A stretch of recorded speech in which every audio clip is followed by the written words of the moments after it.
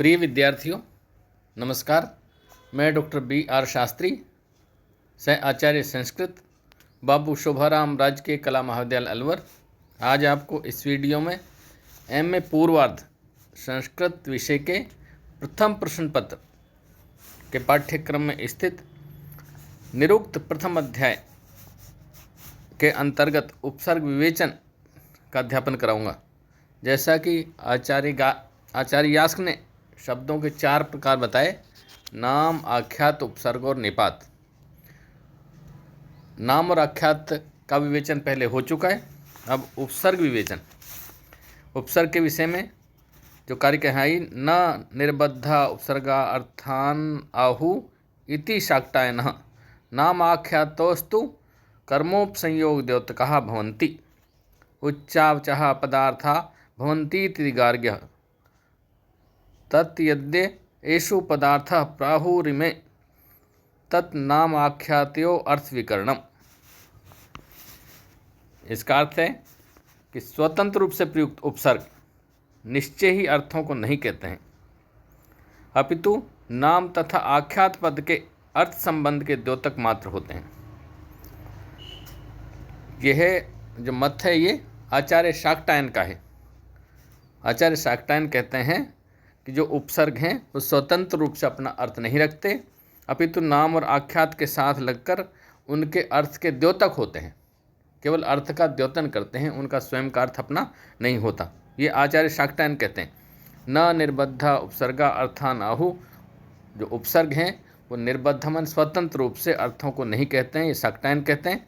वो तो नाम आख्यातयोस्तु, नाम और आख्यात जो पद हैं, शब्द हैं, जो पद हैं, उन्हीं के कर्मोपसंयोग द्योका, उनके ही अर्थों के द्योतक होते हैं। ये आचार्य शाक्टायन कहते हैं कि वो तो उनके अर्थ हैं जो नाम और आख्यात पदों के, उन्हीं के अर्थों के द्योतक होते हैं, दिखाने वाले होते हैं। अब इसकी अपेक्षा आचार्य गार्ग कहते हैं उच्चवचः पदार्था भवन्ति इति गार्गे तत् अद्य एषु पदार्था प्राहु इति नाम आख्यातो अर्थविकरणम। आचार्य गार्गे कहते हैं कि उपसर्ग विभिन्न अर्थों वाले होते हैं, तो इन उपसर्गों में जो पदार्थ हैं जिनके द्वारा नाम तथा आख्यात के अर्थ में विकार उत्पन्न हो जाता है, उन्हें ये उपसर्ग सम्यक्तया कहते हैं। उपसर्ग अर्थों के द्योतक होते हैं अथवा वाचक, ये प्रश्न आता है। इसकी व्याख्या में यह है कि उपसर्गों का अपना अर्थ होता है, या उपसर्ग उसी अर्थ को प्रकाशित करने वाले होते हैं, उनके द्योतक होते हैं, उन्हीं को प्रकट करने वाले होते हैं, नाम और आख्यात के अर्थ को। तो इसमें बात आती है कि क्या उपसर्गों के अपने अर्थ हैं या द्योतक होते हैं अर्थों के। इस विषय में संस्कृत के आचार्यों में मतभेद है। यहाँ आचार्य यास्क ने आचार्य शाक्टायन और आचार्य गार्गे के उपसर्ग विषयक मत को प्रस्तुत किया है। यहाँ आचार्य शाक्टायन के कहते हैं कि व्याकरण आचार्य शाक्टायन उपसर्गों के अर्थों के द्योतक मानते हैं। उनका मत है कि उपसर्ग स्वतंत्र रूप से प्रयुक्त होकर कभी भी किसी भी अर्थ को प्रकाशित नहीं करते। वे जिन नाम और आख्यात पदों के साथ प्रयुक्त होते हैं उन्हीं के अर्थों को द्योतित करते हैं। उनका अपना स्वतंत्र रूप से अर्थ नहीं होता। वो जो जिस नाम अथवा आख्यात पद के साथ लगते हैं तो उन्हीं पदों के अर्थों के द्योतक होते हैं, उसी अर्थ को प्रकट करते हैं। इसलिए उपसर्ग स्वतंत्र रूप से किसी भी अर्थ का कथन नहीं करते। और इसको इस तरह भी कह सकते हैं कि उपसर्गों के प्रयुक्त होने पर जो अर्थ प्रकाशित होता है, जो अर्थ आता है, वे उपसर्गों का न होकर नाम और आख्यात पदों का ही होता है। वे तो मात्र अर्थ का द्योतन करते हैं।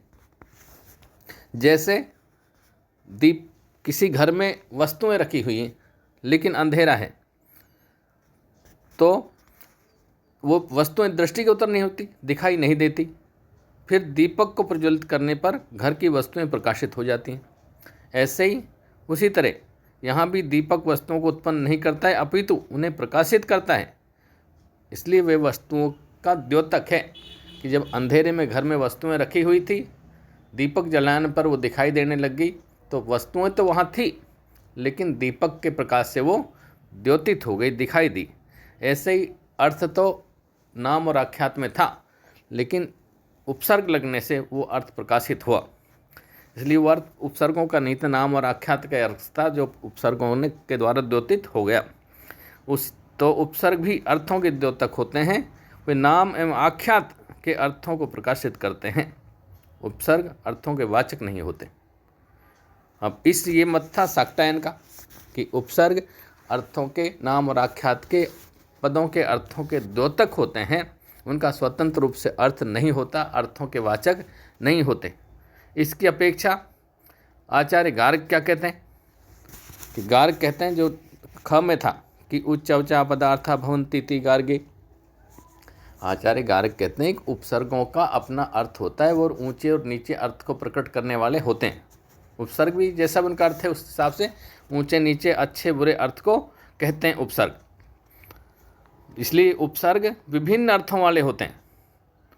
अर्थान आहु इति उच्च अवचहा, ऊंचा नीचा अच्छा बुरा जो भी है, अर्थों के वाचक होते हैं।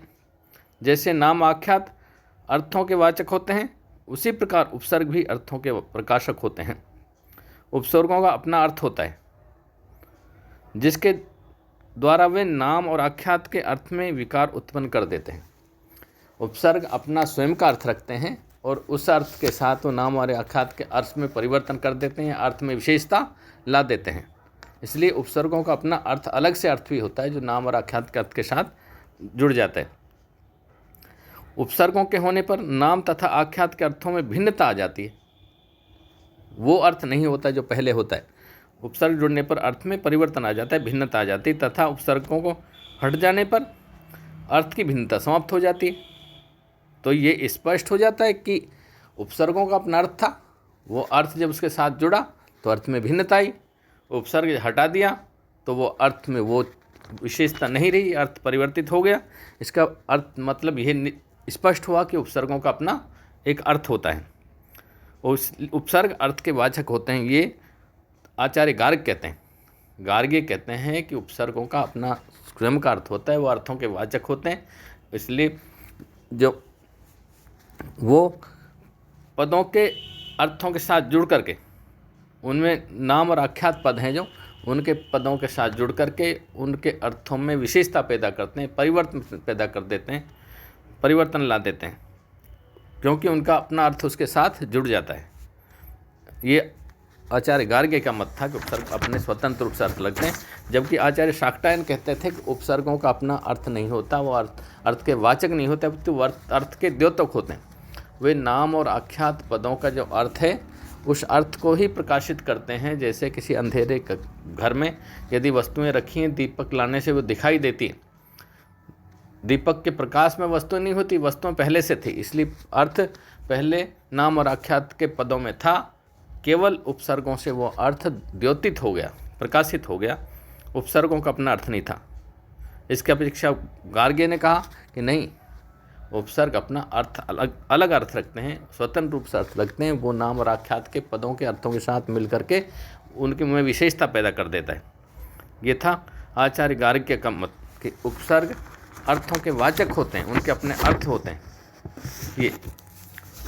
और आचार्य गार्ग ने उदाहरण भी दिया कि जैसे भवति शब्द है और यदि इसमें प्र उपसर्ग लगा दिया, भवति होता है लेकिन यदि प्रभवति होता है तो निकलता है या समर्थ होता है।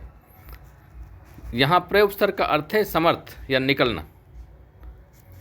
वेदों में उपसर्गों का स्वतंत्र प्रयोग भी किया गया है। यथा उद उत्तमम वरुण श्रथाय, वे वरुण आप ऊपर का द्वार खोलें। यहाँ उत उपसर्ग ऊपर इस अर्थ का वाचक है। वेदों में तो उपसर्गों का स्वतंत्र रूप से प्रयोग हुआ है, उनका अर्थ भी स्वतंत्र है। निरुक्तकार आचार्य यास्क भी उपसर्गों के वाचकत्व पक्ष में हैं। आचार्य यास्क ने भी यही समर्थन किया है, उपसर्गों का अपना अर्थ होता है, उपसर्ग अपना अर्थ स्वतंत्र रूप से अर्थ रखते हैं और जो नाम और आख्यात पदों के साथ जुड़कर उनके अर्थ में परिवर्तन कर देता है।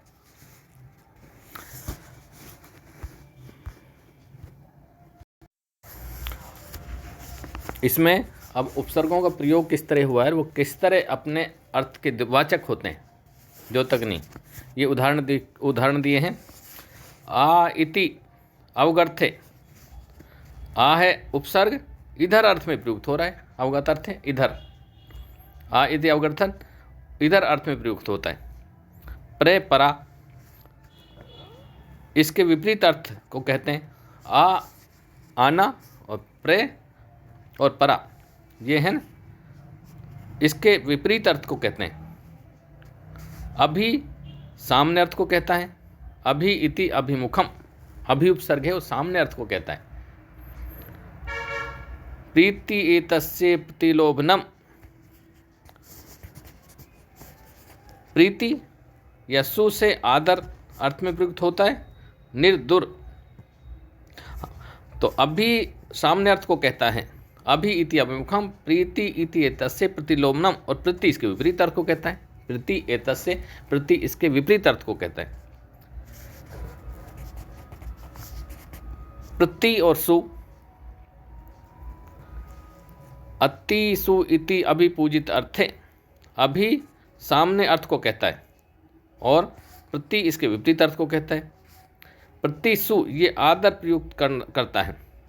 अति इति, अति सु इति अभिपूजित अर्थे, अति और सु ये इति ये आदर अर्थ में प्रयुक्त होते हैं। तथा निर्दुर, निर्दुर एतयो प्रतिलोभनम, निर और दुर जो उपसर्ग हैं वो इसके विपरीत अर्थ को कहते हैं।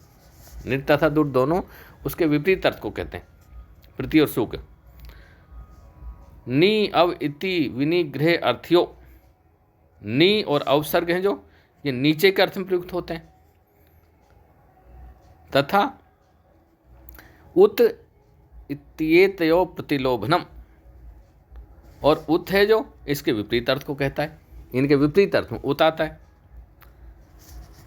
सम इति एकी भावम, सम जो उपसर्ग है वह एकत्व अर्थ को कहता है। तथा सम इति एकी भावम वी अप इति एतस्य प्रतिलोभनम, और वी और अप हैं इसके विपरीत अर्थ को कहता है। प्रतिलोभनम विपरीत अर्थ को कहता है। तो इसी तरह अनु इति सादृश्य अपर भावम, अनु सादृश्य अपर भाव को कहता है। अपि उपसर्ग भाव को। अपि इति संसर्गम, अपि है जो उपसर्ग भाव को कहता है। अपि उपसर्ग भाव को, और उप समीप को उप इति उपजनम उप समीप को कहता है। और परि इति सरुतभावम, परि जो उपसर्ग है वो कहता है चारों ओर, सरुतभम चारों ओर। तथा अधि, अधि इति उपरि भावम, अधि ऊपर होना। ऐश्वर्य वा, ऐश्वर्य भाव का कथन कहते हैं। ऊपर होना और ऐश्वर्य भाव दोनों कहता है ये। अधि ऊपरी भावन ऐश्वर्य भाव दोनों कहते हैं। एवं उच्चावचा अर्थान आहु, तो इसलिए यास निरुक्तार यास अर्थों को वाचक कहते हैं। और उनका कथन है कि उपसर्ग निश्चय ही विभिन्न अर्थों के प्रकाशक होते हैं। एवं उच्च अवचा अर्थान आहु ते उपेक्षितव्या, इसलिए वो विभिन्न अर्थों के द्योतक होते हैं। उपसर्ग अपना अपना अर्थ रखते हैं, और तो इस प्रकार से जो उपसर्ग हैं वो अपना अर्थ रखते हैं, वो अर्थ को द्योतित नहीं करते, अपितु तो अपने अर्थ के वाचक होते हैं। इसलिए उन पर ध्यान देना चाहिए, उनकी उपेक्षा नहीं कर सकते। उपसर्ग विभिन्न अर्थों वाले होते हैं, जैसा कि उदाहरण से भी स्पष्ट किया है। आचार्य यास्क ने भी इसी बात का समर्थन किया है कि उपसर्ग विभिन्न अर्थों के द्योतक होते हैं, विभिन्न अर्थों को देने वाले होते हैं। इसलिए उन पर विशेष ध्यान दिया जाना चाहिए, उपसर्गों पर।